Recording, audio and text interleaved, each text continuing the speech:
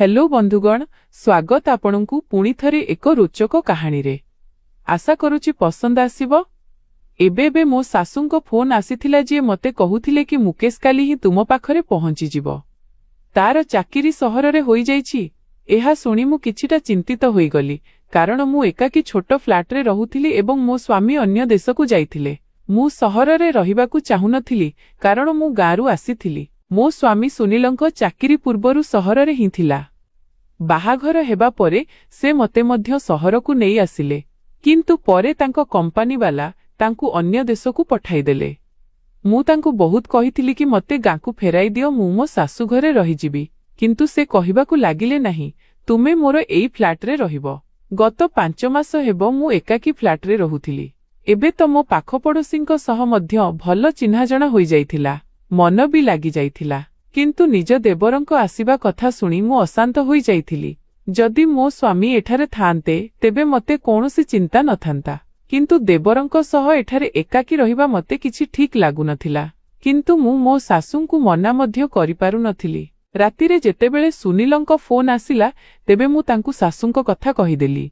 से कहिबाकु लागिले, एहा तो भलो कथा, भाई रहिबो तो मते तुम पई चिंता रहिबो नाही। मु कहिली, सुनील, किंतु मु केमिति एकाकी तांको सह गोटिए घरे रही पारिबी। मो कथा सुनी से रागरे गरगर हेले। कहिले, कोन माने तुमर? से मो भाई, भल तुमर तांकोठारु कि विपद होई पारे। जेउ राग एवं भयंकर शब्दरे से मते गाली करिथिले, मु आगोकु किछि कहि पारिली नाही। फोन काटी मु सोइली सत, किंतु निद आखिकु आसु नथिला। रही रही मते राग लागुथिला। मुकेश भाईंकर मो घरकु आसीबा एवं पुणी एठारे रहिबा मते आदौ भल लागु नथिला। मन हेउथिला कि एबे ही सासुंकु फोन करी सफा सफा मना करि देबी कि मोर मुकेशंकु एठारे रखिबार कोनोसी दरकार नाही। सहर रे होटेल भी अछि, से कोनोसी होटेल रे रहि पारिबे। किंतु मु एही कथा कहि पारु नथिली। मोर बढ़िबा बा परिवेश एमिति नथिला कि मु बडमानंक सह एमिति असभ्य भावे कथा हुअंती। जदिओ मो भितरे भीषण राग थिला, मते मुकेश आरंभरु ही पसंद नथिले। मां निजर सबुठारु प्रिय सांग नीतांको पुओ सुनीलंक सह मो बाहाघर पिलादिनु ठीक करी रखिथिले।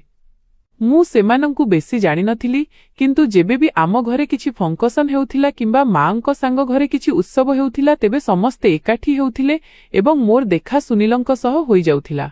से बहुत शांत स्वभावर मनीष थिले, किंतु मुकेश सेमिति नथिले। बहुत गपुड़ी एवं किछिटा बाजे प्रकारर पिला थिला।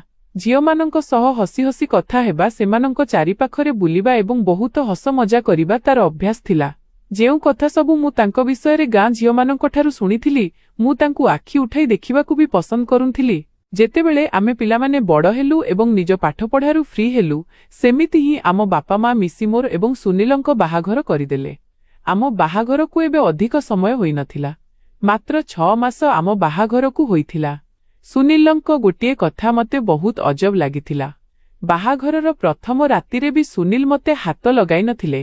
कहिले कि जदिओ आम बाहाघर पिलादिनु ठीक होइथिला, किंतु आमे परस्परकु भल भावे जानि नाहु। मु चाहूची कि प्रथमे आमे परस्परकु भल भावे जानिबा बुझिबा, तेबे जाई आमे संपर्कर आरंभ करिबा। मते आश्चर्य तो लागिथिला, किंतु फिर भी मु सुनीलंक कथा मानि जाइथिली। सुनील बाहाघरर 15 दिन परे ही मते सहरकु नेई आसीथिले एवं एपर्यंत आम भितरे कोनोसी संपर्क बनि नथिला एवं मात्र 15 दिन ही आमे सहर रे रहि पारिथिलु कि कंपनी तरफरु सुनीलंकु विदेश जिबाकु पड़िला एवं एबे 5 मासरु सुनील विदेश रे ही थिले एवं मु एठारे फ्लैट रे एकाकी रहुथिली एवं आजिर खबर तो मते भितरु अशांत करी रखि देइथिला। मो देवर मुकेशंकर मो घरकु आसीबा एवं पुणी तांको सह एही घरे रहिबा। चाकिरी लागि जिबार माने तो एया थिला कि से एबे अनेक मास पर्यंत एठारे रहिबे। होई पारे कि चाकिरी पक्का होई गले सबुदिन पई एठारे रुहंतु एवं पुणी सुनील तो 6 मास पूर्वरु आसीबार नथिले। मु भाबी भाबी चिंतित हेउथिली। परदिन मु तांको पसंदर खाद्य तयारी करिथिली, कारण मो सासु खास करी कहिथिले कि मुकेशकु राजमा चाउळ, बुंदी राइता एवं कढ़ई पनीर बहुत पसंद। तेणु तांकरी पसंदर खाद्य तयारी करिबाकू राति मोटारे मो घरर डोर बेल बाजिला। मते जणाथिला कि मुकेश ही हेबो। मु कबाट खोलिली, तेबे से सामनारे हसुथिबा अवस्थारे मते देखुथिले एवं बड़ निसंकोचरे सीधा निज ब्याग धरी भितरकू आसीगले। कहिले, ओहो, एही बसर यात्रा भी क्लांत करि दिए। एबे मु 2 दिन पर्यंत मस्त सोइबी। पुणी मते कहिले, भाउज मो रूम केउटा? मोर एही फ्लाट्रे मात्र 2टी तो रूम थिला। मु अन्य रूम आड़कू इशारा करिदेली। सेही रूमरे बेसी आसबाबपत्र नथिला। से रूम उपरे नजर पकाइले एवं कहिले कि मु एठारे रहिपारिबि नाही। एमिति कर, तुमे एठारे सोई जाओ, मते बेड उपरे ही निद आसे। एहा कही से बड़ आरामरे मो रूमकू चलीगले। मु तांकु आश्चर्य होई चाहि रहिली। सेतेबेले मु तांको सह जुक्तितर्क करिबारे आदौ नथिली कि कौन भाबिबे जे भाउज आसु आसु जुक्तितर्क आरंभ करिदेले। ते मुठारु मात्र 1 वर्ष छोट थिले, किंतु निजर चेहरा ओ उच्चता जोगु मुठारु बड़ ही जणा पडुथिले। मु खाद्य गरम कली, सेतेबेलकु से गाधोई पाधोई आसीगले। खाइबा टेबुल रे निज पसंदर एते सारा खाद्य देखि से खुशी होई गले। कहिले तुम हातरे तो बहुत स्वाद अछि। मु तो खैर प्रथम थर ही तुम हातर रंधा खाउछि, कारण बाहाघरर तुरंत परे तो आपण सहर आसी जाइथिले। एहा कहिबा परे से कहिले कि मु तुम पई गिफ्ट आनिछि। चालस मु तुमको देखाउछि। बिना कोनोसी संकोचरे से मो हाथ धरिले एवं मते रूम को नेई गले। मु रागरे कहिली, मो हाथ तो छाड़। कहिले प्रथमे तुमको गिफ्ट तो देखाई दिए। पुणी से मते एक फैंसी सूट देले। एहा तुम पाई। मु तांको हाथरू सूट नेई रखिदेली। किंतु जेमितिका से पिला थिले, मु एहा भाबिथिली कि मते एहांकठारू दूरता बजाय रखिबा उचित। किंतु मु जानि नथिली कि मु निज जीवनकू पुणी केउ नरकरे पकाई देइछि। रातिरे मुकेश रूमरे ही सोइले एवं मते ही ड्रॉइंग रूमर सोफारे सोइबाकू पड़िला। मु भाबिथिली तो एया कि परदिन तांकू कहिदेबी कि मते निज रूमरे ही अभ्यास अछि। जदि तांकू असुविधा हेउछि तेबे से सोफा पकाइरे थिबा ड्रॉइंग रूम को ही रूम बनाई नियंतु। जाने ना से केतेबेल जाए एठारे रुहंती। किंतु सकाळे जेतेबेले मु उठिकी बाहरकू आसिली तो से जाई सारिथिले। किंतु मध्याह्नरे ही से बड़ खुशी खुशी घरे पसिले। कहिले मु चाकिरी पक्का होई जाइछि, कालीठारू जॉइन करि नेबी। एहा कहि से बड़ बेपरुआ अंदाजरे सोफारे बसिगले एवं सामनारे थिबा टेबुल उपरे निज पाद रखिदेले। कहिले बहुत क्लांत होई जाइछि मु, मते गोटे कप चा बनाई दियो। मु तांकर भाउज थिली। मु तांकु चा बनाई देली एवं कहिली कि मते मो रूमर अभ्यास अछि, तुमे ड्रॉइंग रूम को निजर रूम बनाई दियो। किंतु मु जानि नथिली कि मोर एही कथार से एमिति उत्तर देई पारंती। कहिले जदि तुमे चाहिबो तेबे आमे गोटिए रूम रे एडजस्ट करि परिबा। एहा सुनी तो मो मुंड घुराई गला। मु रागरे तांकु चाहिली, तेबे से हसिबाकू लागिले। कहिले मु मजाक करुथिली। मु उठिकीकू जिबाकू लागिली, तेबे मते कहिले, सतरे तुमे रागरे बहुत सुंदर देखा जा। सतरे जेबे राग जोगु तुम गाल एवं नाक लाल होई जाए, तेबे मन हुए कि एसबुकू कथा अधारे छाड़ी से दुष्टामीरे हसिबाकू लागिले। मु जानिथिली कि से केउ प्रकारर कथारे अभ्यस्त। सामनावाला तांको एमिति कथारे जेते हैराण हेउथिले भी से मानु नथिले। मु रातिर रोसेई करुथिली एवं सेईरे बसी टीवी देखुथिले। किंतु जेउ प्रकारर इंग्लिश मूवी से देखुथिले, तार शब्द मते किचेन भितरकू सुना जाउथिला। तांको निर्लजपण उपरे मोर मन हेला कि तांकु 2 पद सुनाई देबी कि तांकर ज्ञान नाही कि घरे तांको भाउज अछंती। किंतु मु चुप रहिली, किछि कहि पारिली नाही। रातिर खाइबा बनाई मु निज रूमकू चलीगली। रूमर अवस्था देखिली तो मो मुंड घुराई गला। मन हेला कि निज मुंड पिटी देबी। पूरा रूमरे तांको कपड़ा बिंची होई पड़िथिला। केउठी तौलिया तो केउठी जोता। मते जेतिकी सफा सुतुरा पसंद थिला, से सेतिकी अपरिष्कार मनिष थिले। मु तांकर सबु कपड़ा उठाइली एवं धोइबा पाइरे पकाइदेली एवं तांको ब्याग बंद कली एवं बाहरे रे रखिदेली। परदिन ही से रूमरे बेड लगाई पकाई देइथिले। मु मुकेश घरकू आसीबा पूर्वरु ही रोसेई करी निज रूमकू जाई कबाट लॉक करी बसी जाइथिली कि जेबे ए खाई सोई जिबे तेबे जाई रूमरु बाहरिबी। सेईटा ही बेसी भलो, कारण से जणे 1 नंबर असभ्य लोक थिले। किंतु मते आश्चर्य सेतेबेले लागिला जेतेबेले से मो कबाटकू बाड़ेइबाकू लागिले। मु कबाट खोलिली तो कहिले कि खाइबा तो टेबुल रे लगाई दियो। केबेठारू भोक लागिलानी एवं तुमे जे तुमर अनुभव ही नहीं कि किए जणे भोकिला शोषिला बाहरे बसिछि। मु कहिली सबु किछि प्रस्तुत अछि, तुमे रे बाढ़ी नियो एवं खाई दियो। एया तो तुमे निजे भी करि पारिबो। मो कथा सुनी से नारे बेखलाइबाकू लागिले एवं कहिले कि करिबाकू तो मु बहुत किछि करि पारे। किंतु एहा कहि से पुणी हसिबाकू लागिले। तांकर एही हस मते विष भली लागुथिला एवं पुणी मोर टिके पाखकू होई कहिले, मते एही सबु कामर अभ्यास नाही, तेणु मते कष्ट तो हेउथिबो, किंतु एही सबु काम तुमकू ही करिबाकू पड़िबो। चालंतु जल्दी आस एवं खाइबा बाढ़, मते बहुत भोक लागुछि। मु तांकू रागरे चाहिथिली एवं कु चलीगली। खाद्य गरम कली एवं टेबुल रे लगाई देली। ତାଙ୍କ ସାମ୍ନାରେ ବସି ଖାଇବାକୁ ଚାହୁଁନଥିଲି, ତେଣୁ ନିଜ ପ୍ଲେଟ୍ ପ୍ରସ୍ତୁତ କଲି ଏବଂ ନିଜ ରୁମକୁ ଯିବାକୁ ଲାଗିଲି ତ ସେ କହିଲେ, ଏହା କ'ଣ କଥା ହେଲା ଏଠି? ମୋ ସାମ୍ନାରେ ବସି ଖାଇବା ଖାଅ। ମୁଁ ତୁମକୁ ଖାଇ ତ ଦେବିନି। ବେଶୀ ବି ମୁଁ ଭେଜିଟେରିଆନ୍ ଏବଂ ସେଥିପାଇଁ ତୁମେ ନିଜକୁ ସୁରକ୍ଷିତ ମନେକର କି ମୁଁ ତୁମକୁ ଖାଇବିନି। ଏହା କହି ସେ ଜୋରରେ ହସି ଉଠିଲେ। କହିଲେ, ଭାଉଜ ତୁମେ ମୋର କିନ୍ତୁ ନା ମୋ ସହ କଥା ହେଉଛ ନା କିଛି କହୁଛ। ମୁଁ ତ ବହୁତ ବୋର୍ ହୋଇଗଲିଣି। ମତେ ତ ଲାଗୁଛି କି ଭାଇ ମଧ୍ୟ ଅନ୍ୟ ଦେଶକୁ ସେଥିପାଇଁ ପଳାଇଛନ୍ତି, କାରଣ ତୁମେ ତାଙ୍କ ସହ ବି ଏମିତି ବ୍ୟବହାର ରଖୁଥିବ, ସେଥିପାଇଁ ତ ତୁମଠାରୁ ବଞ୍ଚିକି ଚାଲିଯାଇଛନ୍ତି। ତାଙ୍କର ଏହି ପ୍ରକାରର କଥା ଶୁଣି ମୋର ସହିବା ଶକ୍ତି ଶେଷ ହେଲା। ମୁଁ କହିଲି, ତୁମେ ନିଜ କାମରେ କାମ ରଖିଲେ ବେଶୀ ଭଲ। ତୁମକୁ ଖାଇବା ମିଳୁଛି, ବସ୍ ସେଇଟା ଖାଅ। ମୁଁ କେଉଁଠି ବସୁଛି, କ'ଣ କରୁଛି, କ'ଣ କରୁନି, ସେଥିରେ ତୁମର କୌଣସି ମତଲବ ରହିବା ଉଚିତ ନୁହେଁ। ମତେ ରାଗରେ କହିବା ଦେଖି ସେ ପୁଣି ହସିବାକୁ ଲାଗିଲେ। କହିଲେ, ଏମିତି କଥା ହୁଅନି।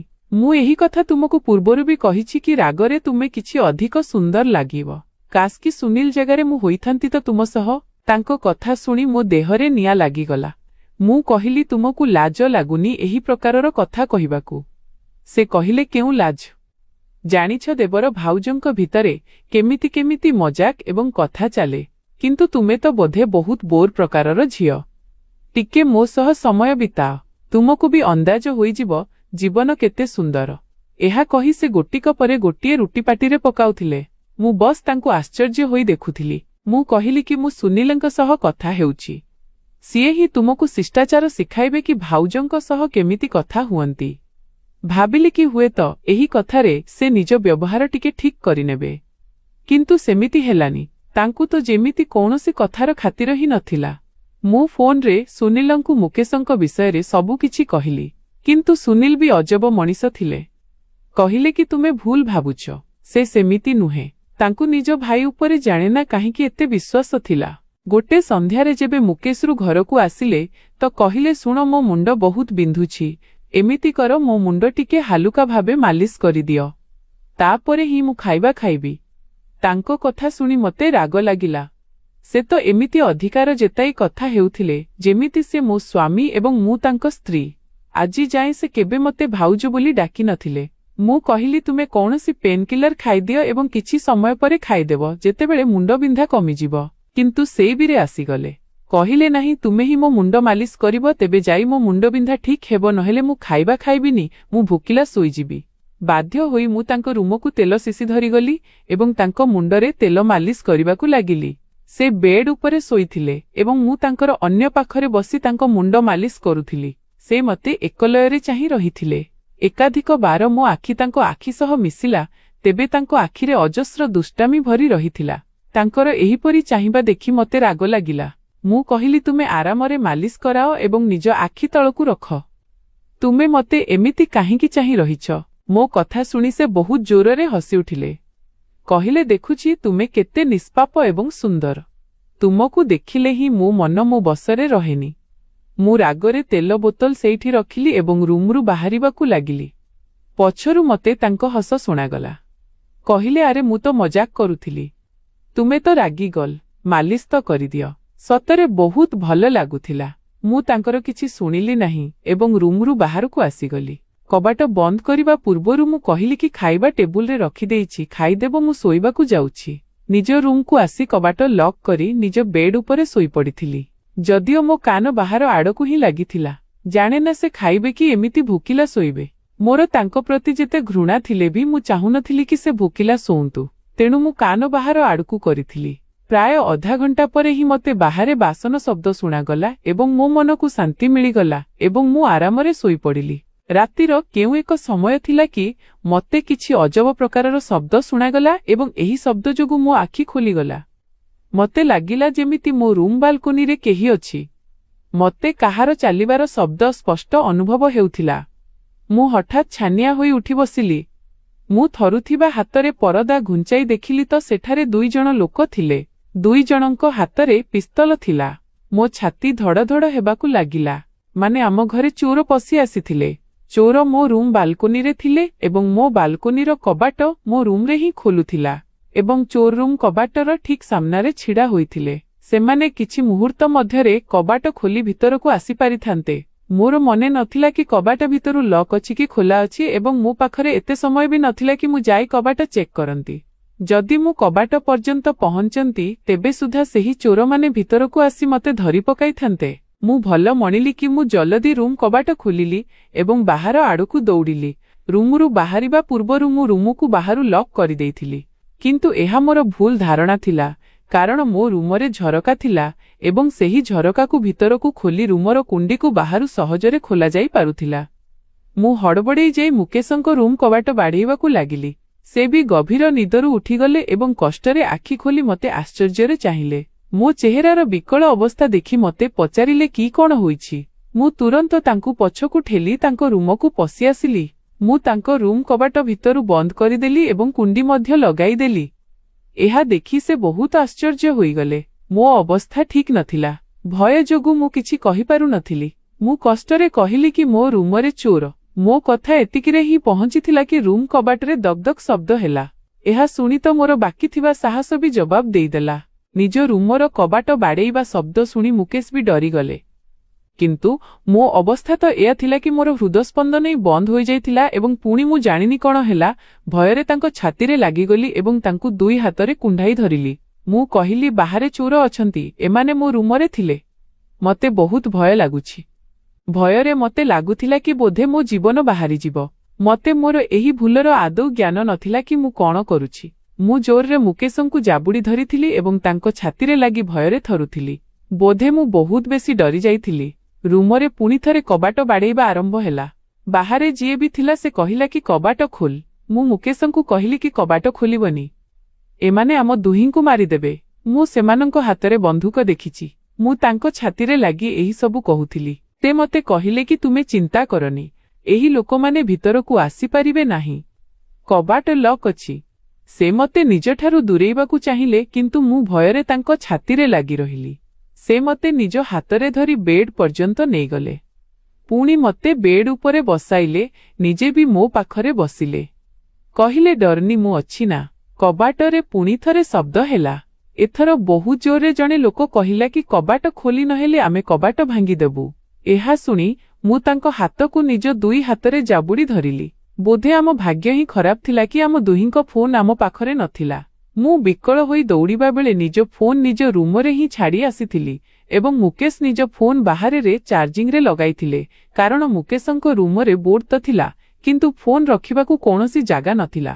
ତେଣୁ ଶୋଇବା ପୂର୍ବରୁ ମୁକେଶ ନିଜ ଫୋନ୍ରେ ହିଁ ଚାର୍ଜିଂରେ ଲଗାଇ ଦେଉଥିଲେ। ମୁଁ କହିଲି, ତୁମେ ବାହାରକୁ ଯିବନି। ସେ କହିବାକୁ ଲାଗିଲେ କି ଏହା ମୋର କିଛି କରିପାରିବେନି। ମୋ ହାତ ଛାଡ଼। ଏହା କହି ସେ ନିଜ ହାତ ମୋ ହାତରୁ ଛଡ଼ାଇ ନେଲେ ଏବଂ ତାପରେ ସେ ଏକ ଜାଗାରୁ ପିସ୍ତଲ ବାହାର କଲେ ଏବଂ ଏହା ଦେଖି ତ ମୋ ଛାତି ଥରିଗଲା। ମୋତେ ଏହି ଭୟ ଲାଗିବାକୁ ଲାଗିଲା କି କାଳେ ସେମାନେ ପରସ୍ପର ସହ ଲଢ଼ିବେ, କାଳେ ସେହି ଲୋକମାନେ ତାଙ୍କୁ ହିଁ ଗୁଳି କରିଦେବେ। ତୁରନ୍ତ ଉଠିକି ମୁଁ ମୁକେଶଙ୍କ ପାଖକୁ ଆସିଗଲି। ମୁଁ କହିଲି, ଏହା ତୁମେ କ'ଣ କରୁଛ? କହିଲେ, ମୁଁ କିଛି କାପୁରୁଷ ନୁହେଁ। ସେମାନଙ୍କ ମୁହଁତୋଡ଼ ଜବାବ ଦେବା ଭଲ ଭାବେ ଜାଣିଛି। ବାସ୍ ତୁମେ ରୁମ୍ରୁ ବାହାରକୁ ବାହାରିବନି। ମୁଁ କାନ୍ଦିବାକୁ ଲାଗିଲି ଏବଂ ତାଙ୍କୁ କହିଲି କି ଭଗବାନଙ୍କ ପାଇଁ ତୁମେ କେଉଁଆଡ଼େ ଯାଅନି। ଏମିତି ନ ହେଉ କି ସେମାନେ ତୁମକୁ ମାରିଦିଅନ୍ତୁ। ସେ କହିଲେ କି ତୁମେ ଚିନ୍ତିତ ହୁଅନି। ଯଦି ଏଠି ରୁମରେ ବି ବସି ରହିବା ତଥାପି ସେହି ଲୋକମାନେ ରୁମ୍ କବାଟ ଖୋଲି ଭିତରକୁ ନିଶ୍ଚୟ ଆସିବେ।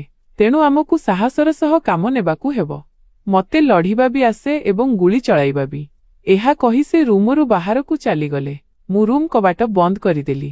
ପୁଣି ମୋତେ ବାହାରେ ଯୁକ୍ତିତର୍କ ଏବଂ ଚିତ୍କାର ଶବ୍ଦ ଶୁଣାଗଲା। ମୋ ମନ ଭୟରେ ଥରୁଥିଲା। ଏମିତି ଲାଗୁଥିଲା ଯେମିତି ସେମାନେ ପରସ୍ପର ସହ ଲଢ଼ୁଛନ୍ତି ଏବଂ ମୋ ଛାତି ଭିତରେ ଧଡ଼ଧଡ଼ ହେଉଥିଲା ଯେମିତି କୌଣସି ବେଲଗାମ ଘୋଡ଼ା ଭଳି ଦୌଡ଼ୁଥିଲା। ମୋ ଓଠ ଧଳା ପଡ଼ିଯାଇଥିଲା। ମୋର ରଙ୍ଗ ବି ଫିକା ପଡ଼ିଯାଇଥିଲା। ମୁଁ ଦୁଇ ମୁଠା ବନ୍ଦ କରି ବେଡ୍ ଉପରେ ବସିଥିଲି ଏବଂ ଭୀଷଣ ଭାବେ ଥରୁଥିଲି କି ଯଦି ମୁକେଶଙ୍କର କିଛି ହୋଇଯାଏ ତେବେ ସେହି ଲୋକମାନେ ମୋ ସହ ବି ଜାଣେନା କ'ଣ କରିବେ। ଭୟରେ ମୋ ଅବସ୍ଥା ଖରାପ ହେବାକୁ ଲାଗିଥିଲା। ମୋତେ ଲାଗିଲା ଯେମିତି ମୋ ନିଶ୍ୱାସ ଅଟକି ଯାଉଛି ଏବଂ ସେତିକିବେଳେ ମୋତେ ଗୁଳି ଚଳାଇବା ଶବ୍ଦ ଶୁଣାଗଲା। ମୁଁ ଜାଣିନି କେବେ ଏବଂ କେମିତି କିନ୍ତୁ ମୁଁ ହୋସ୍ ହରାଇ ବସିଥିଲି। ବୋଧେ ଭୟରେ ମୁଁ ବେହୋସ ହୋଇଯାଇଥିଲି। ମୋ ଆଖି ଚଢ଼େଇମାନଙ୍କ କିଚିରିମିଚିରି ଶବ୍ଦରେ ଖୋଲିଲା। ହଠାତ୍ ମୁଁ ଉଠି ବସିଲି ତ ଦେଖିଲି କି ମୁଁ ମୁକେଶଙ୍କ ବିଛଣାରେ ଶୋଇଥିଲି। ମୋ ବାଳ ବି ବିଞ୍ଚି ହୋଇ ପଡ଼ିଥିଲା।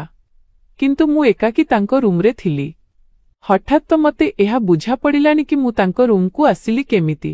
କିନ୍ତୁ ପୁଣି ରାତିର ସେହି ଦୁର୍ଘଟଣା ମୋର ମନେ ପଡ଼ିବାକୁ ଲାଗିଲା ଏବଂ ଯାହା ମନେ ପଡ଼ିବା କ୍ଷଣି ମୋର ହୋସ ଉଡ଼ିଗଲା। ମତେ ତ ଏୟା ବି ଜଣାନଥିଲା କି ବାହାରେ କଣ ହୋଇଥିଲା। ମୁଁ ତୁରନ୍ତ ତାଙ୍କ ରୁମରୁ ବାହାରକୁ ଆସିଲି ତ ମୁକେଶ ସୋଫାରେ ବସି ସିଗାରେଟ୍ ଟାଣୁଥିଲେ। ତାଙ୍କ ବାହୁରେ ପଟି ବନ୍ଧା ହୋଇଥିଲା ଏବଂ ମୁଣ୍ଡରେ ମଧ୍ୟ କ୍ଷତ ଚିହ୍ନ ଥିଲା। ଏହା ଦେଖି ମୁଁ ତାଙ୍କ ପାଖକୁ ଗଲି। ମୁଁ କହିଲି, ତୁମେ ଏଠି ଏବଂ ସେହି ଲୋକମାନେ? ମୁକେଶ କହିବାକୁ ଲାଗିଲେ, ସେମାନଙ୍କୁ ପୋଲିସ ଧରି ନେଇଛି। ସେମାନେ ପୋଲିସର ହେପାଜତରେ ଅଛନ୍ତି। ଏହା କହି ସେ ମୋଠାରୁ ନଜର ଲୁଚାଇବାକୁ ଲାଗିଲେ।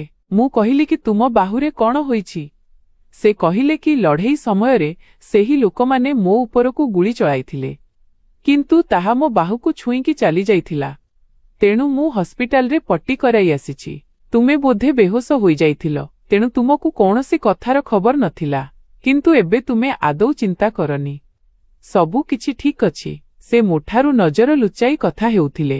ମୁଁ ମଧ୍ୟ ଭଗବାନଙ୍କୁ ଧନ୍ୟବାଦ ଜଣାଇଲି କି ଚାଲ ମୁକେଶଙ୍କର କିଛି ହୋଇନି ଏବଂ ସେହି ଲୋକମାନେ ପୋଲିସ ହେପାଜତକୁ ପହଞ୍ଚିଗଲେ। କିନ୍ତୁ ସେହି ଦିନଠାରୁ ମୁଁ ବହୁତ ବେଶୀ ଡରିଯାଇଥିଲି। ଜାଣେନା କାହିଁକି ମୁକେଶ ମଧ୍ୟ ଚୁପଚାପ ରହିବାକୁ ଲାଗିଲେ। ଏବେ ସେ ଆଗ ଭଳି ଦୁଷ୍ଟାମି, କଥା କଥାରେ ହସିବା, ମୋ ସହ ମଜାକ କରିବା ବିଲକୁଲ ବନ୍ଦ କରିଦେଇଥିଲେ। ମୁକେଶଙ୍କୁ ମୁଁ ଯେମିତି ଭାଉଜ ବୋଲି ଭାବୁଥିଲି ସେ ସେମିତି ନଥିଲେ ଏବଂ ଏବେ ତ ବହୁତ ଗମ୍ଭୀର ହୋଇଯାଇଥିଲେ। ମୋ ସହ ବେଶୀ କଥା ବି ହେଉନଥିଲେ। ଜାଣେନା କାହିଁକି, କିନ୍ତୁ ସେ ବହୁତ ବେଶୀ ସିଗାରେଟ୍ ଟାଣିବାକୁ ଲାଗିଲେ। ମୁଁ ତାଙ୍କ ସାମ୍ନାରେ ଖାଇବା ରଖୁଥିଲି ତ ସେ କୌଣସି ଗଭୀର ଚିନ୍ତାରେ ବୁଡ଼ି ରହୁଥିଲେ। ମୁଁ 2-3 ଥର ମନେ ପକାଇଲେ ଯାଇ ସେ ଖାଉଥିଲେ। ଏହି କଥାକୁ 1 ମାସ ବିତିଥିଲା କି ମୋ ଦେହ ଖରାପ ରହିବାକୁ ଲାଗିଲା ଏବଂ ଦିନେ ତ ମୋତେ ଏତେ ଜୋରରେ ମୁଣ୍ଡ ବୁଲାଇଲା କି ମୁଁ ଝୁଣ୍ଟି ପଡ଼ିବାକୁ ଯାଉଥିଲି କି ମୁକେଶ ମୋତେ ନିଜ ବାହୁରେ ସମ୍ଭାଳି ନେଲେ। ଯଦି ମୁକେଶ ମୋତେ ସାହାରା ଦେଇନଥାନ୍ତେ ତ ମୋ ମୁଣ୍ଡ ଟେବୁଲରେ ବାଜିଥାନ୍ତା ଏବଂ ମୁଁ ବହୁତ ଖରାପ ଭାବେ ଆହତ ହୋଇଥାନ୍ତି। ମୁକେଶ ମୋତେ ସାହାରା ଦେଇ ସୋଫାରେ ବସାଇଲେ। କହିଲେ, ତୁମେ ନିଜର ଆଦୌ ଧ୍ୟାନ ରଖୁନାହଁ। ନିଜର ଯତ୍ନ ନିଅ। ଦେଖନ୍ତି ଫିକା ପଡ଼ିଯାଇଛ। ବୋଧେ ଦୁର୍ବଳତା ଯୋଗୁଁ ତୁମକୁ ମୁଣ୍ଡ ବୁଲାଇଲା। ମୁକେଶ ହିଁ ମୋତେ ଡାକ୍ତରଙ୍କ ପାଖକୁ ନେଇକି ଯାଇଥିଲେ, କିନ୍ତୁ ମୁଁ ଡାକ୍ତରଙ୍କ ରୁମକୁ ଏକାକୀ ହିଁ ଯାଇଥିଲି। ସେ କିଛି ଟେଷ୍ଟ ଲେଖିଦେଲେ। ତାର ରିପୋର୍ଟ ମଧ୍ୟ ତୁରନ୍ତ ଆସିଗଲା। କିନ୍ତୁ ଯେମିତି ସେହି ରିପୋର୍ଟ ଆସିଲା ତାହା ମୋର ହୋସ ଉଡ଼ାଇ ଦେଇଥିଲା। ସେହି ଡାକ୍ତର କହିବାକୁ ଲାଗିଲେ କି ତୁମେ ପ୍ରେଗନେଣ୍ଟ। ଏହା ଶୁଣି ତ ମୋର ମୁଣ୍ଡ ଘୁରାଇଗଲା। ମୋ ସ୍ୱାମୀ ତ ଗତ 3-4 ମାସରୁ ମୋ ପାଖରେ ନଥିଲେ ଏବଂ ସବୁଠାରୁ ବଡ଼ କଥା ମୋ ସ୍ୱାମୀ ତ ମୋତେ ଆଜି ଯାଏଁ ହାତ ବି ଲଗାଇ ନଥିଲେ। ତେବେ ଏହାର ମାନେ ମୁକେଶ ମୋ ସହ, କିନ୍ତୁ କେବେ ଏବଂ କେମିତି ମୋତେ ତ ଆଦୌ ମନେ ପଡ଼ୁନଥିଲା। ମୋ ମୁଣ୍ଡ ସମ୍ପୂର୍ଣ୍ଣ ଶୂନ୍ୟ ହୋଇଯାଇଥିଲା। ମୁଁ ଭାବି ଭାବି ଚିନ୍ତିତ ଥିଲି କି ସେ ମୋ ସହ ଏମିତି କେବେ କଲେ, କାରଣ ନା ତ ମୁଁ କୌଣସି ନିଶା ଔଷଧ ଖାଉଥିଲି ନାହିଁ, ମୋତେ କୌଣସି ଏମିତି ନିଶା ଦ୍ରବ୍ୟ ଖୁଆଇ ଦିଆଯାଇଥିଲା। ପୁଣି ମୁଁ ଗର୍ଭବତୀ। ମୋର ମନେ ପଡ଼ିବାକୁ ଲାଗିଲା କି ଯେଉଁଦିନ ଆମ ଘରେ ଚୋର ପଶିଥିଲେ ମୁଁ ଭୟ ଯୋଗୁଁ ହୋସ୍ ହରାଇଥିଲି ଏବଂ ତା ପରଠାରୁ ମୁକେଶଙ୍କ ବ୍ୟବହାର ମଧ୍ୟ ସମ୍ପୂର୍ଣ୍ଣ ବଦଳି ଯାଇଥିଲା। ସେ ହଜିଲା ହଜିଲା ରହୁଥିଲେ ଏବଂ ବିଲକୁଲ ଚୁପ୍ ହୋଇଯାଇଥିଲେ। କାଳେ ସେହି ରାତିରେ ହିଁ ମୁକେଶ ମୋ ସହ। ଏହି ଚିନ୍ତା ତ ମୋର ହୋସ ଉଡ଼ାଇ ଦେଇଥିଲା। ସେ ମୋର ବେହୋସିର ଅନୁଚିତ ଫାଇଦା ଉଠାଇଥିଲେ। ସେ ବି ଏମିତି ଏକ ସମୟରେ ଯେବେ ମୋତେ ତାଙ୍କ ସାହାରାର ଦରକାର ଥିଲା। ମୁଁ ମୋର ବହୁଥିବା ଲୁହ ପୋଛିଲି ଏବଂ ଡାକ୍ତରଙ୍କ ରୁମରୁ ବାହାରକୁ ଆସିଗଲି। ସେ ସାମ୍ନାରେ ହିଁ ବସିଥିଲେ। ମୋତେ ଦେଖି ମୋ ପାଖକୁ ଆସିଲେ। କହିଲେ, କଣ ହେଲା? ଡାକ୍ତର କଣ କହୁଛନ୍ତି? ମୁଁ ତାଙ୍କୁ କଣ ଉତ୍ତର ଦେଇଥାନ୍ତି? ମୁଁ ତାଙ୍କୁ କିଛି କହିଲି ନାହିଁ। ମୁଁ ଭାବିଥିଲି କି ଘରକୁ ଯାଇ ତାଙ୍କୁ ପଚାରିବି କି ସେ ମୋ ସହ ଏମିତି କାହିଁକି କଲେ। ମୁଁ ତାଙ୍କ ଭାଇଙ୍କ ସ୍ତ୍ରୀ ଥିଲି। ତାଙ୍କୁ ଲାଜ ଲାଗିବା କଥା ଏହି ସବୁ କଲାବେଳେ। କିନ୍ତୁ ଘରକୁ ଯାଇ ତ ମୋର ହୋସ୍ ଉଡ଼ିଗଲା। ସାମ୍ନାରେ ହିଁ ସୁନୀଲ ଛିଡ଼ା ହୋଇ ହସୁଥିଲେ। କହିଲେ, କେମିତି ଲାଗିଲା ମୋର ସରପ୍ରାଇଜ୍? ମୁଁ ଦେଖି ଆଶ୍ଚର୍ଯ୍ୟ ହୋଇଗଲି। ମୋ ଛାତି ଧଡ଼ ଧଡ଼ ହେବାକୁ ଲାଗିଲା। କିନ୍ତୁ ମୁଁ ଦେଖିଲି କି ସୁନୀଲଙ୍କୁ ଦେଖି ମୁକେଶ କିଛି ଅଧିକ ହିଁ ଚିନ୍ତିତ ଜଣାପଡ଼ୁଥିଲେ। ମୁଁ ସୁନୀଲଙ୍କ ପାଖକୁ ଚାଲିଗଲି। ସେତେବେଳେ ମୁଁ ଏହି ପ୍ରକାର ଭିତରୁ ଦୁଃଖୀ ଏବଂ ଭାଙ୍ଗି ପଡ଼ିଥିଲି କି ମୋତେ କିଛି ବୁଝା ପଡ଼ୁନଥିଲା କି କଣ କରିବି। ମୁଁ ସୁନୀଲଙ୍କୁ ଲାଗି କାନ୍ଦିବାକୁ ଲାଗିଲି। ତାଙ୍କୁ କେମିତି କହିବି କି ତାଙ୍କ ଭାଇ ମୋତେ ବରବାଦ କରିଦେଇଛନ୍ତି। ମୁଁ ତ ଅସୁବିଧା ସମୟରେ ତାଙ୍କ ପାଖକୁ ଏଇଥିପାଇଁ ଯାଇଥିଲି କି ମୋତେ ଲାଗିଥିଲା କି ସେ ମୋତେ ଆଶ୍ରୟ ଦେବେ, କିନ୍ତୁ ମୁଁ ଜାଣିନଥିଲି ସେ ମୋତେ ବରବାଦ କରି ରଖିଦେବେ। ସୁନୀଲ ମୋ ମୁଣ୍ଡକୁ ସାଉଁଳାଇବାକୁ ଲାଗିଲେ ଏବଂ କହିବାକୁ ଲାଗିଲେ, ମୁଁ ଆସି ତ ଯାଇଛି, ତୁମକୁ ତ ଖୁସି ହୋଇଯିବା କଥା, ତୁମେ କାନ୍ଦୁଛ କାହିଁକି? କିନ୍ତୁ ପର ମୁହୂର୍ତ୍ତରେ ଯାହା ହେଲା, ଏମିତି ଲାଗିଲା କି ଜମି ଆକାଶ ମୋ ଆଖି ତଳେ ଏକ ହୋଇଗଲା। କାରଣ କିଛି ସମୟ ପରେ ମୁକେଶ ମଧ୍ୟ ସୁନୀଲଙ୍କ ପାଖକୁ ଆସିଗଲେ। କିନ୍ତୁ ତାପରେ ଯେଉଁ ହରକତ ସେ କଲେ ମୁଁ ଚମକି ପଡ଼ିଲି। ସେ ମୋ ବାହୁ ଧରିଲେ ଏବଂ ଏକ ଝଟକାରେ ମୋତେ ସୁନୀଲଙ୍କଠାରୁ ଅଲଗା କରିଦେଲେ। ଏହା ଦେଖି ସୁନୀଲ ମଧ୍ୟ ଆଶ୍ଚର୍ଯ୍ୟ। ମୋତେ ସୁନୀଲଙ୍କ ପଛକୁ କରି ମୁକେଶ କହିବାକୁ ଲାଗିଲେ, ଦୂରରେ ରୁହ ଏହାଠାରୁ। ମୁକେଶଙ୍କ କହିବାର ଅନ୍ଦାଜ ବହୁତ ହିଁ କଠୋର ଥିଲା। ସୁନୀଲ ରାଗରେ କହିଲେ, ଅସଭ୍ୟାମୀ ଏହା, ତୁମେ ଏହା କ'ଣ କରୁଛ? ଏମିତି ହରକତ କରିବି କେମିତି ପାରୁଛ? ଏବଂ ତାପରେ ଯେଉଁ କଥା ମୁକେଶ କହିଲେ, ମୋ ପାଦ ତଳୁ ତ ମାଟି ଖସିଗଲା। କହିଲେ, ତୁମେ ଭଲ ଭାବେ ଜାଣିଛ କି ମୁଁ କ'ଣ କହୁଛି?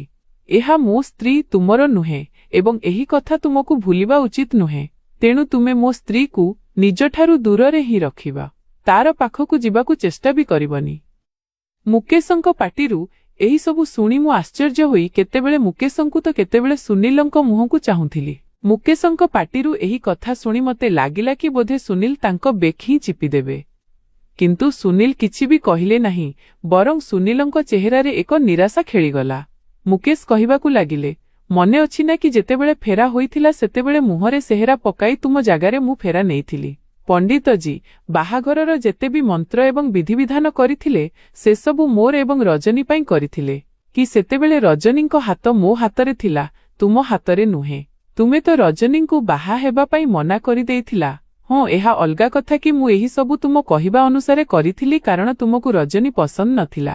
ତୁମେ ବିଦେଶ ଯିବାକୁ ଚାହୁଁଥିଲା ଏବଂ ସେଇଠିକା ଝିଅ ତୁମକୁ ପସନ୍ଦ ଥିଲା ଏବଂ ସେଇଥିପାଇଁ ତୁମେ ହିନ୍ଦୁସ୍ତାନ ଛାଡ଼ି ସେଠାକୁ ଚାଲିଯାଇଥିଲା। ଏୟା ହିଁ କହିଥିଲ ନା ତୁମେ କି ଏବେ ସାମୟିକ ଭାବେ ତୁମେ ରଜନୀଙ୍କୁ ବାହା ହୋଇଯାଅ କାରଣ ତୁମେ ଫେରିବ ନାହିଁ ଏବଂ ଯେମିତି କିଛି ବର୍ଷ ବିତିଯିବ ପୁଣି ତୁମେ ରଜନୀଙ୍କୁ ତଲାକ ଦେଇଦେବ, ଏହି ଡ୍ରାମା ବି ଶେଷ ହୋଇଯିବ। ମତେ ଏହା କୁହ କି ତୁମେ ଫେରି କାହିଁକି ଆସିଛ? ତୁମକୁ ତ ଏକ ବିଦେଶୀ ଝିଅ ସହ ପ୍ରେମ ହୋଇଯାଇଥିଲା ଏବଂ ତୁମେ ତାକୁ ହିଁ ବାହା ହେବାକୁ ଯାଉଥିଲା। ତୁମେ ଏକାକୀ କାହିଁକି ଫେରିଛ? ତୁମେ ସେହି ଝିଅକୁ ବାହା ହେଲନି। ମୁଁ ତ ଏହା ଶୁଣି ନିଜ ଦୁଃଖ ଭୁଲି ବସିଥିଲି। ଏହି ସବୁ ମୁଁ କ'ଣ ଶୁଣୁଥିଲି? ସୁନୀଲ କହିବାକୁ ଲାଗିଲେ କି ମୋତେ ସେହି ଝିଅ ଧୋକା ଦେଇଛି, ସେଥିପାଇଁ ମୁଁ ଫେରି ଆସିଛି। ତେଣୁ ତୁମେ ଏବେ ରଜନୀଙ୍କୁ ତଲାକ ଦେଇଦିଅ, ମୁଁ ଏହାକୁ ବାହା ହୋଇଯିବି। ଏହା ଶୁଣି ମୋତେ ଲାଗିଲା ଯେମିତି ମୁଁ କୌଣସି ଖେଳଣା। ମୁଁ କହିଲି, ମୋତେ ନ ଜଣାଇ କେଉଁ ଖେଳ ଖେଳିଛନ୍ତି ଆପଣ ଦୁଇ ଭାଇ ମୋ ସହ? ଜଣେ ଦୁନିଆ ଆଗରେ ମୋତେ ବାହା ହୁଏ କାରଣ ତାର ମା ପିଲାଦିନୁ ମୋତେ ତାର ନାଁ ସହ ବାନ୍ଧି ରଖିଥିଲା ଏବଂ ପୁଣି ମୋତେ ବିନା ଛୁଇଁ ହିଁ ଅପେକ୍ଷା କରିବାକୁ କହି ଅନ୍ୟ ଦେଶକୁ ଚାଲିଯାଏ। ପୁଣି ଦ୍ୱିତୀୟ ଭାଇ ଆସି ମୋ ସହ ସମୟ ବିତାଏ, ବିନା ମୋତେ ଜଣାଇ ମୋ ସହ ସମ୍ପର୍କ ଗଢ଼େ। ମୁଁ ତ ଛଟପଟ ହେଉଥିଲି କି ଦେବରର ହବସର ଚିହ୍ନ ନିଜ ଶରୀରରେ ଧରି ହସ୍ପିଟାଲରୁ ଫେରିଛି, କିନ୍ତୁ ମୁଁ ଜାଣିନଥିଲି ମୋ ସହ କେଉଁ ଘୃଣ୍ୟ ଖେଳ ଖେଳାଯାଇଛି। ଏହି କଥା ଶୁଣି ତ ମୁକେଶ ଏବଂ ସୁନୀଲ ଦୁହେଁ ଆଶ୍ଚର୍ଯ୍ୟ ହୋଇଗଲେ। ମୁଁ ଭୋ ଭୋ ହୋଇ କାନ୍ଦିବାକୁ ଲାଗିଲି। ମୁଁ ନିଜ ପର୍ସରୁ ରିପୋର୍ଟ ବାହାର କରି ସେମାନଙ୍କ ମୁହଁ ଉପରକୁ ଫିଙ୍ଗିଦେଲି। ସୁନୀଲ କହିବାକୁ ଲାଗିଲେ, ଏହା ତୁମେ କ'ଣ କରିଛ? ତୁମକୁ ଲାଜ ଲାଗିଲାନି? ମୁକେଶଙ୍କ ଶବ୍ଦ ଆହୁରି ତୀବ୍ର ଥିଲା। କହିଲେ କି ଏହା ମୋ ସ୍ତ୍ରୀ, ତେଣୁ ମୋତେ ନିଜର କୌଣସି ବି କାମ ଉପରେ କୌଣସି ଲଜ୍ଜା ନାହିଁ। ଏହା ଅଲଗା କଥା କି ଯେବେ ମୁଁ ରଜନୀଙ୍କ ସହ ଫେରା ନେଇଥିଲି ସେତେବେଳେ ମୋ ମନରେ ରଜନୀଙ୍କ ପାଇଁ କିଛି ବି ନଥିଲା, କିନ୍ତୁ ଏବେ ମୁଁ ରଜନୀଙ୍କୁ ଭଲ ପାଇବାକୁ ଲାଗିଛି ଏବଂ ତାଙ୍କ ବିନା ବଞ୍ଚିବା କଥା ଭାବିବି ପାରିବି ନାହିଁ। ଏହା କହି ସେ ମୋ ହାତ ଧରିଲେ ଏବଂ ଘରୁ ବାହାରକୁ ନେଇଗଲେ। ମୁଁ କହିଲି, ମୋ ହାତ ଛାଡ଼, ମୋତେ ତୁମ ସହ ବି ରହିବାର ନାହିଁ। ତୁମେ ଧୋକାରେ ମୋତେ ବାହା ହେଲ ଏବଂ ପୁଣି ମୋ ବେହୋସିର ଅନୁଚିତ ଫାଇଦା ବି ଉଠାଇଲେ। କିନ୍ତୁ ମୁକେଶ ମୋର କୌଣସି କଥା ଶୁଣିଲେ ନାହିଁ ଏବଂ ମୋତେ ଗାଁକୁ ନେଇଗଲେ। ମୁକେଶ ହିଁ ମୋ ଶାଶୁଙ୍କୁ ଏବଂ ମୋ ବାପା ମାଙ୍କୁ ସବୁ ସତ୍ୟତା କହିଥିଲେ। ସବୁ ସତ୍ୟତା ଜାଣି ସମସ୍ତେ ଆଶ୍ଚର୍ଯ୍ୟ ହୋଇଗଲେ। ସମସ୍ତେ ସୁନୀଲ ଏବଂ ମୁକେଶଙ୍କୁ ଗାଳିଗୁଲଜ କଲେ। ସୁନୀଲଙ୍କ ସହ ତ ମୋ ଶାଶୁ କଥା ହେବା ହିଁ ବନ୍ଦ କରିଦେଲେ। ସୁନୀଲ ବି ଗାଁକୁ ଆସିନଥିଲେ। ସେ ନିଜର ସେହି ଫ୍ଲାଟରେ ରହି କୌଣସି ଚାକିରି କରିବାକୁ ଲାଗିଲେ। ଏପଟେ ମୁକେଶ ମୋର ବହୁତ ଯତ୍ନ ନେଉଥିଲେ, ମୋର ପ୍ରତିଟି ଜିନିଷର ଧ୍ୟାନ ରଖୁଥିଲେ, କିନ୍ତୁ ମୁଁ ତାଙ୍କ ସହ ସିଧା ମୁହଁରେ କଥା ବି ହେଉନଥିଲି। ସେ ମୋର କୌଣସି ବି କଥାରେ ଖରାପ ଭାବୁନଥିଲେ, ମୋର ଯତ୍ନ ନେଉଥିଲେ। କିନ୍ତୁ 6 ମାସ ପରେ ହିଁ ମୁଁ ଏକ ମୃତ ସନ୍ତାନକୁ ଜନ୍ମ ଦେଲି। ପିଲାଟି ସମୟ ପୂର୍ବରୁ ହିଁ ଜନ୍ମ ନେଇଥିଲା, ତେଣୁ ସେ ଜୀବିତ ନଥିଲା। ମୁଁ ଯେବେଠାରୁ ସହରରୁ ଗାଁକୁ ଆସିଥିଲି ବହୁତ ବେଶୀ ଚିନ୍ତିତ ରହୁଥିଲି, ଠିକ୍ ଭାବେ ଖାଉନଥିଲି ଏବଂ ବହୁତ ବେଶୀରେ ରହୁଥିଲି।